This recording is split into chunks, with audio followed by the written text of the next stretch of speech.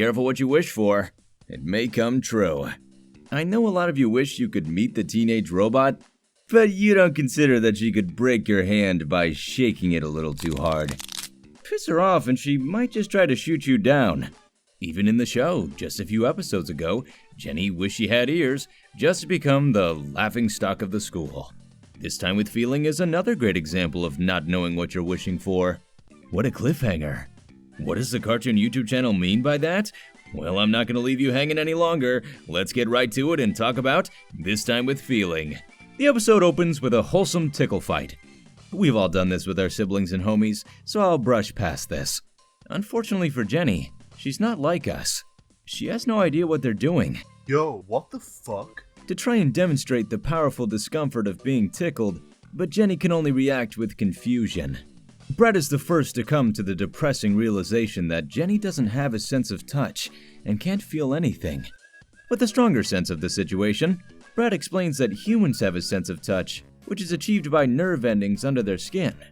After a demonstration of pain, Jenny tries to come to terms with her lack of feeling, but Brad and Tuck just rub it in with a continuation of their tickle fight.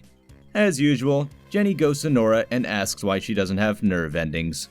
Shockingly, Nora actually developed Jenny's nerve endings, but was conveniently only able to get the sensation of pain and tickling to work. Why would Nora want Jenny to be able to feel?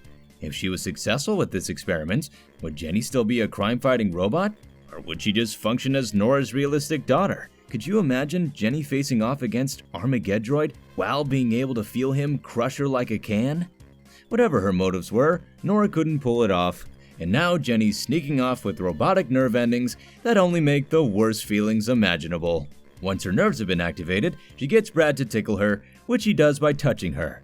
I figured you guys would appreciate it if I played this clip too, so here it is.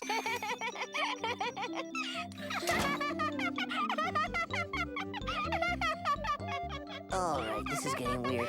Unfortunately for Jenny, she decided to stick herself on tickle mode during her midterm, and the touch of a pencil makes her laugh.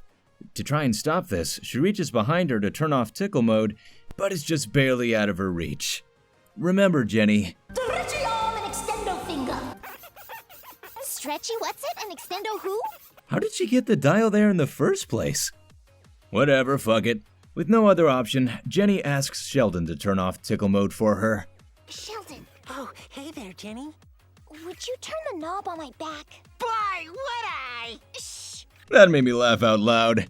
Obviously, Sheldon turned the knob to pain. It's the only other setting. Much like anything she touches tickles her, everything hurts her now. Yes, even a fly landing on her shoulder or a classmate tapping her. All the screams of pain landed Jenny an F on her exam, even though it was complete.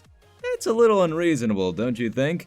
And I guess Sheldon's love for Jenny materialized and hurt her again. Things aren't going so well for the teenage robot. Of course, this would be a great time for a villain to come in and ruin everything, so that's exactly what happens.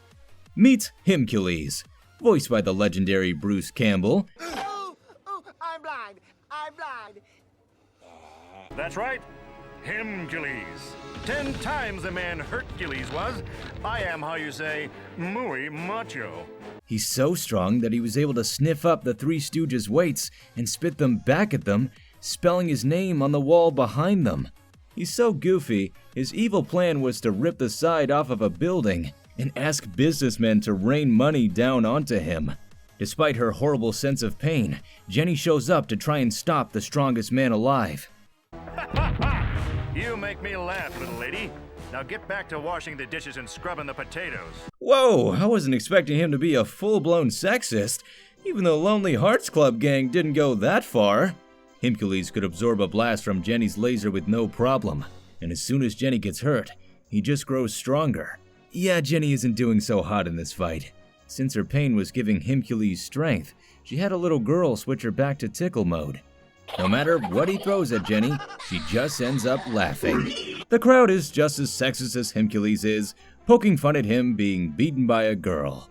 Apparently, he loses powers by being mocked and laughed at, turning him into the average My Life as a Teenage Robot fan. Anyways, he's still a sexist, so she sends him to jail. Back at school, Jenny reveals that Nora stripped the nerve endings off of her, but little does she know, Jenny kept one hidden under her arm. The last reminder of what it feels like to be human. Jenny's great spot. What a lighthearted ending. But why did I say that this was one of the saddest episodes in the series? Well, I'm writing this around the same time as the release of our video about the boy who cried robot, and one of our loyal fans pointed out that we should stop taking everything that happens in the cartoon so literally. I understand the criticism, but I have so much fun diving deeper into the implications of these episodes, and this episode implies something really dark. If Jenny doesn't have a sense of touch, what can she feel? I mean, we've gone over episodes which blatantly show that she doesn't have a normal sense of hearing, language, taste, or sight. All of these sensations are robotic to her. I mean, obviously they are. She's a robot. She has clearly come to terms with all of that. She doesn't care because it is who she is, but what about her sense of consciousness? If Jenny can't feel anything around her, does she actually feel emotion? Or is this all programmed into her by Nora? I mean, Nora managed to create a robot that acts exactly like a teenage girl. But did she manage to develop a brain that can function on its own? Was Nora able to predict that Jenny would ask for the nerve endings because that was a situation she had programmed into her? Is that why the box was a few feet away from her when she asked?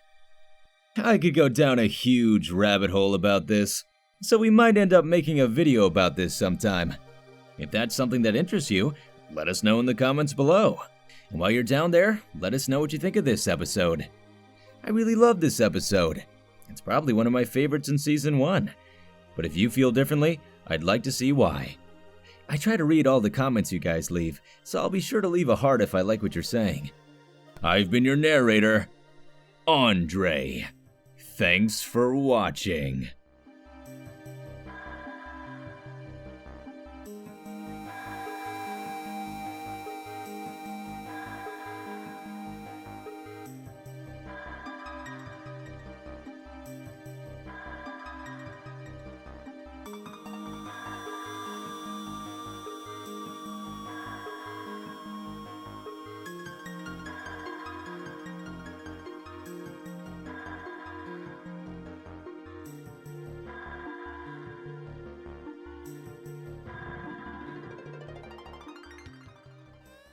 Thanks for watching this video.